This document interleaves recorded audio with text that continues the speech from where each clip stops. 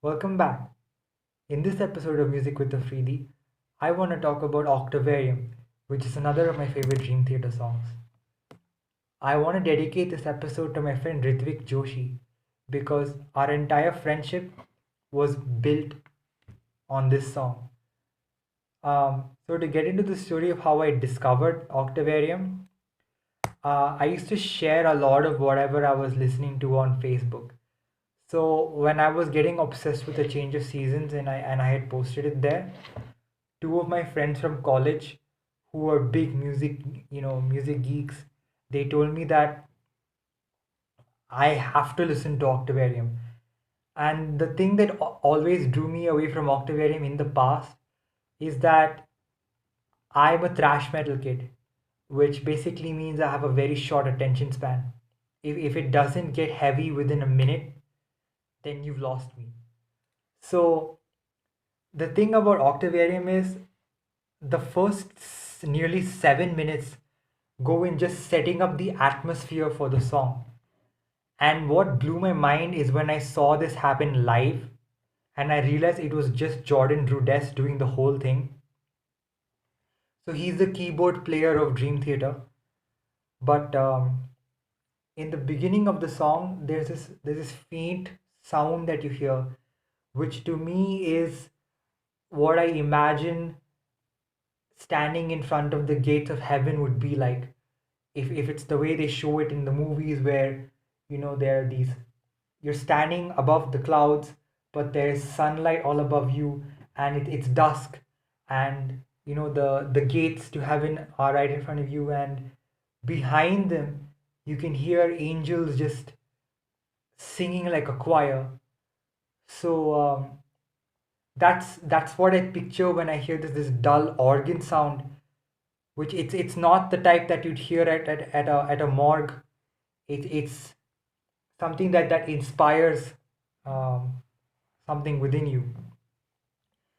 And then what comes next is something I always figured was acoustic, like sorry, someone's playing slide guitar, but it's actually Rudess simulating that on his keyboard. Like when he plays it live, he just swipes across his keyboard and you get the sound of a distorted guitar.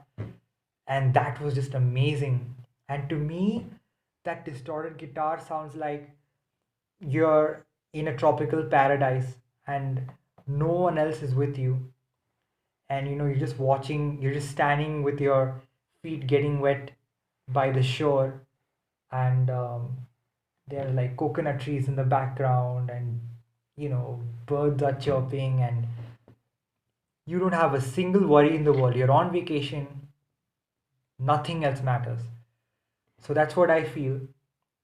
And then the melody that carries this whole song, which is brought to life by James Labrie, their vocalist in Medicate, which is the second song within this collection of songs, and then is also tied up with an orchestral ending at the end. Like this is the most beautiful part. I feel like this melody is what inspired the whole song, but Dream Theater being Dream Theater had to weave an entire story around this melody. We hear that being played on what I guess is either the distorted guitar or it's still Rudess doing that thing on the keyboard.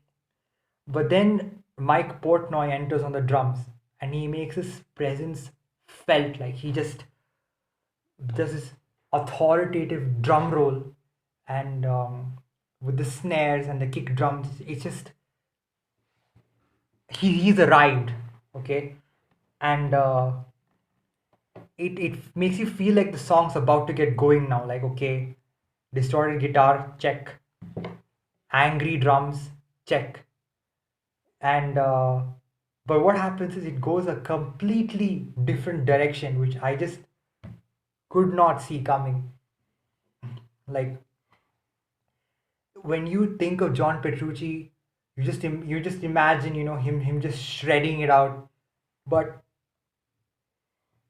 this part He's just playing what sounds like a simple chord and like an easy strumming pattern. And where my mind always goes when this part comes in, which is the intro to Someone Like Him.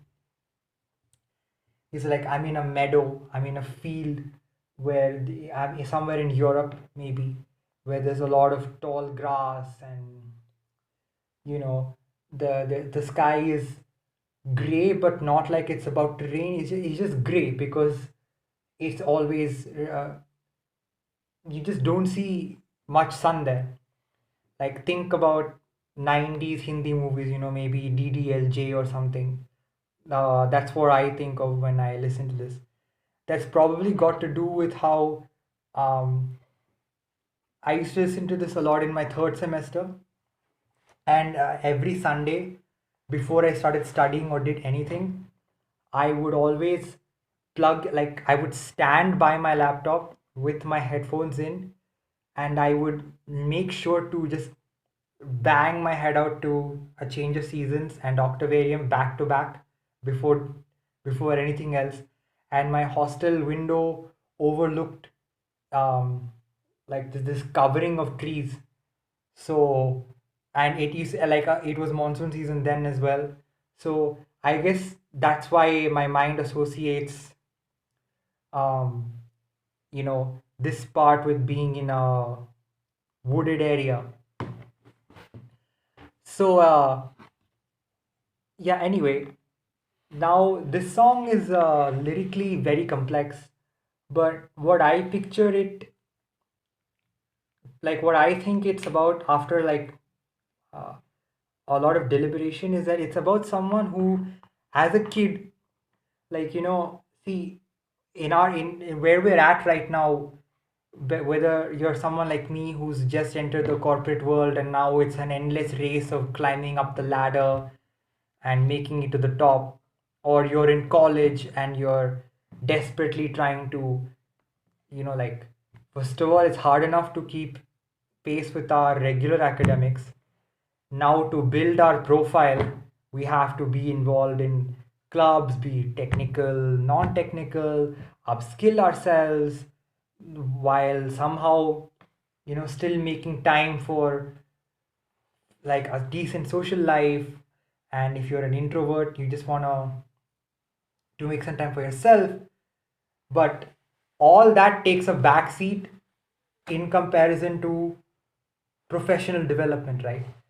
Now, that's only if you're someone who's driven. And the thing about people who are in that stage is, when we see someone who's not doing any of those things, it's kind of natural to just think like, look at you, you have no ambition in life. How do you even live that way? That's so disgusting. You're taking out your frustration of having to struggle to get to where you want to be in life on this person who's unbothered by all those things and just wants to live in the moment. So I guess that's what's happening in this part of the song, where the person is young and he sees someone who's like older than him, and who just takes every day as it comes, and just doesn't seem to be like worried about anything, at least from the outside, and just like, no, I'm never going to be like that guy. But then it fast forwards to when you do become, you grow up to be that guy, and you just look back at who you were before, and you just laugh at how naive you were, thinking that you needed to have it all planned out. And you kind of regret not living in the moment more. Like, now you're at a phase where you think, yeah, it's great to know that I could be all these things if I, worry about it, plan and work towards it. But you shouldn't lose sight of what's good in the moment.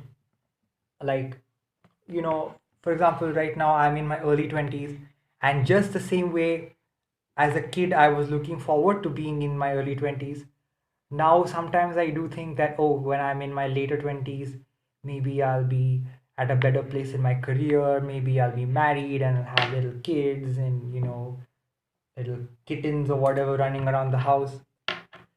And I just want to think that that's when I'm going to be happy. But see, right now, there are things that I should be happy about. Right now I live at home with my parents, and I'm, life, everything's so taken care of for me, and my best friend and I live in the same city. These are things which are not permanent, and I know that when they're gone, I'm going to miss them and wish that I had appreciated them more when I was in that moment. So the central theme of this entire Octavarium, I feel, is that you just got to appreciate things while they're there. Okay. So anyway, I guess that's pretty much it for someone like him. I used to always get tied up with, still I feel that I'm missing out this time. Previously, I used to think that it's about, um, you always feel like you're missing out on, like, no matter where you're at in life, you feel like you could be somewhere better. But now I realize it really just means that you're missing out on living this moment. So yeah, now we're going to move on to Medicate, which is just my damn favorite. When I heard this moment, I fell in love with I fell in love with Octavarium. Like, I still remember when I heard this, I just had to replay it again and again. I think I heard Octavarium 5 times on the same day because of Medicaid. And considering the fact that it's a 24-minute song, that means I spent 2 hours in one day just listening to the same song. Um, Before I dissect it or anything, yeah, this is the song that made me want to dedicate this video to Ritvik, because what happened is, I was singing my favorite line from this song in class. I had this kind of condescending attitude while singing it, thinking, no one's gonna know this anyway, and I just started, and I was just singing it in class, and then I was like, I just said, medicate me. And then Ritvik was sitting next to me, and he just joined right in. He goes, infiltrate me. And I just looked at him in awe, like, what? You know the song too? And he's like, bro, are you kidding? I have Dream Theater's entire library on my phone. And then he showed me, and he's got everything from like their first album to, whatever they've got right now. And we just we started talking that whole class, and it never stopped. To this day, he's one of my closest friends. So yeah, that's the beauty of music, man. It brings people together. You know, uh, and there's this other thing where so there's this line in the song which goes, medicate me, science failing, conscience fading fast. So I used to sing that part, and he'd always say, that's not a possibility, like science can never fail. And I was just so against engineering back then, where when he said that, I say, hell yeah, it can. Fuck this shit. Okay, and science isn't everything. And he just say, shut up, man. You have no idea what you're talking about. So, yeah, that's another reason I love this song. But to me, so James Labrie, he had this is the first song that he ever actually wrote for Dream Theater. Like, until now, he only ever sang whatever they told him to. But this was his first actual contribution to the band, and I feel this is such a special moment for him, because actually he had, for I don't know what happened, but he had permanently damaged his vocal cords around 10 years ago, and his voice was never going to be the same again. He actually wanted to quit the band, but his bandmates were very encouraging of him. They told him, they helped him to rehab and everything. And I think that's what makes this more special to me than A Change of Seasons, because that was before his voice back then, as beautiful as it was before all this. But the performance that he gives, if I didn't tell you that, this guy had been uh, this guy had almost quit his entire career of singing before the song was made, you wouldn't have even known because this sounds like someone at his peak.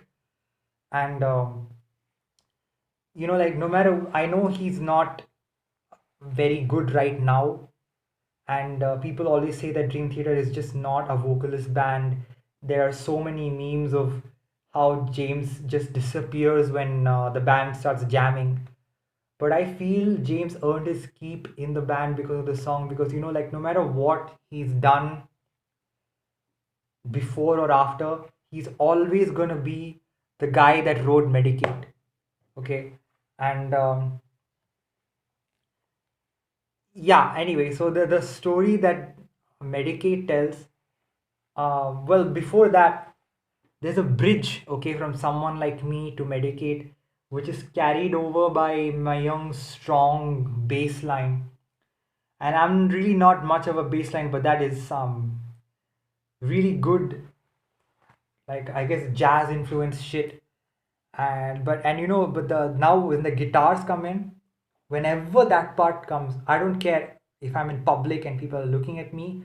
I just have to close my eyes and pretend that I know those chords and I'm playing them, because to me it just feels like a state of utter bliss. Okay, it doesn't matter what mood you were in before you heard that. When you hear this, you are happy, and especially because I know what's coming up next. I'm like, fuck yeah, the next 5 minutes of my life are going to be amazing. So, uh, yeah, there's a piano interlude as well, where the piano mimics what the guitar is playing, and Labrie is talking about waking up from a state of unconsciousness, and he does this thing where his voice goes from low to high, and I always say that it makes me feel the same way you feel when you're in love with someone, and well, I guess, and they love you back. It's not, it's not just a crush kind of thing. It's like uh when you really feel like, I would do, this person makes me so happy, and I would do anything for them. Of course, that's not at all what's happening in the song. I'm just saying that this is the emotion that the song brings up in me, especially with what Labrie does with his voice. And he's just talking about being stirred out of stirred out of unconsciousness, and um, he says, for 30 years, where have I been? Eyes open but not getting through to me. That's like, people. I always picture people are trying to speak to him, but he's not able to understand them. He's just like, where did the last 30 years of my life go? And when I started, thinking more about this, I started feeling like someone like him, the previous song, must have all been a dream. Maybe he was a kid when he fell into the state of unconsciousness, and his whole explanation of what happened to his life after that, of becoming this guy who doesn't give a shit anymore and just has fun, that was all a dream, and he never got to be like that. And it's kind of like his mind's whole way of just trying to make sense or justify that he never got to live those years and see his dreams come true, by making him think that no, he's turned into a person who doesn't care about tomorrow anymore. He lives in today because yesterday is gone. So just cherish today. So yeah, Medicate is just really special to me. The next part of Medicate goes on to talk about how he had started to wake up from this coma, but he feels himself slipping back into it. It's, and everyone starts panicking, his loved ones, the doctors, but he tells them it's okay. Maybe this was all I was ever meant to get, this second shot at seeing the world around me again. But maybe I was never meant to live this life. And he just says, medicate me, science failing, conscience fading fast, as my um, can't you stop what's happening, or something like that. Then the song starts getting, it starts moving faster, and it gets heavier. But I guess there's nothing much more that I really want to talk about. I had at this point you just have to enjoy the music. The band just breaks out into the jam, just does their dream theater thing. But yeah, one part I really enjoyed, I've always enjoyed, is when there's this part called intervals. Okay. And every interval, like first he, like, I don't know who says it, but someone says root first, second, third, fourth. With each time, with each count, it gets heavier and heavier and heavier. Like, actually, I want to deconstruct that. Let's go. There's a lot of innuendo, like, to the words that are being spoken there. So when we're at root, he says, our deadly sins feel his mortal wrath. Remove all obstacles from our path. I feel like, you've died now, and okay, maybe you're not witnessing this. I mean, maybe you're not a part of this, but you're watching people being judged by God and being sent to hell for the sins that they've committed. And those people are trying to ask, like, asking questions, search for clues. The answer's been right in front of you. They're like, what? How is this happening? Why am I here? And then you realize that, okay, I never was sure about the existence of God, but I guess it was true. He was there in front of me this whole time, and I had no idea. And I don't mean to offend any atheists by what I'm saying. This is my interpretation of, like, the day of judgment has arrived. Try to break through, long to connect fallen deaf ears and failed muted breath. To me, that's like, I guess when you're dead, you want to speak, but nothing comes out, you know. As far as I know, that is what happens to the when you're in the undead state. This part, I feel like it came out of nowhere, and just remember that it's getting heavier and heavier right now. Okay, loyalty, trust, faith, and desire carries love through each darkest fire. I feel like now, the whole meaning of life comes to you. You realize that, you were chasing that bank balance, the house, the car, the wife, but you realize that the true meaning of life was in the relationships that we build. This isn't just about, love, or I mean romantic relationships. With anything, with be it a friendship, be it what you've got with your parents, if you if you guys have loyalty between each other, if you can, if you don't deceive people, if you can trust in them and they can trust in you, and you have faith in yourselves, I mean, and you just believe that everything's going to be okay, and as long as you're motivated by a desire to keep achieving something or wanting things to get better, then you're going to be okay, because when you stop dreaming, you start dying, right? When As long as you have something you want to live for, you're going to be okay. Tortured insanity as smothering hell, try to escape but no fail. um you're losing your mind, you're in hell. You're trying to escape but you just can't. The calls of admirers who claim they adore drain all your lifeblood while begging for more. I feel like this is how we feel, throughout life, where people who claim to care for us, they manipulate us into living life the way they want us to, like the way they think is right for us. But in reality, trying to do what, trying to follow this, we kill ourselves. We lose the essence of who we really are, because we're just so controlled by all these systems of life.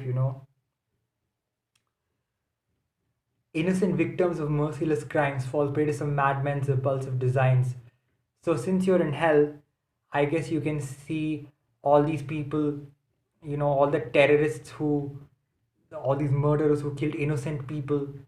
I guess they're meeting their fate now. Like, uh, You kill innocent people, now it's your turn to face the consequences, like be tortured as you tortured them. Step after step, we try controlling our fate. When you finally start living, it has become too late. Trapped inside this octavarium. Trapped inside this octavarium. He just that's he starts screaming this. Trapped inside this octavarium. And eventually he screams it by the fourth time. And that's this is where I feel the song's message comes to like I mean, it comes full circle. It tells you that you just have to stop trying to control things and just accept, like, make sure that you don't forget to enjoy what you've currently got. We move in circles, balanced all the while on a gleaming razor's edge. Like, this is when there's an orchestra kind of thing going on, and Blabri sings this really slowly. We move in circles. And then his voice gets a little deep, and basically there's this calm all around, but there's also momentum picking up, and it just to me is a reflection of how in life we tend to repeat ourselves. Like, we start off as kids, and then we grow up to be parents who live our own lives through our children. Like, we see them going through all the phases that we went through, and then we become grandparents and see that process, that whole loop continuing itself, balance all the while on a gleaming razor's edge. To me, that shows how symbolic, I mean, how delicate life is. Like, it's very easy to lose your balance and just fuck everything up. So this story ends where it began. Well, like, I don't know, it's like I don't really know how to tie that up to life, but what happens in the song is that that whole intro, in the introductory melody, is played once again, and then everything comes to a close. So yeah, guys, that's about it. um, don't really have much else to say. I'll catch you in the next one. Bye.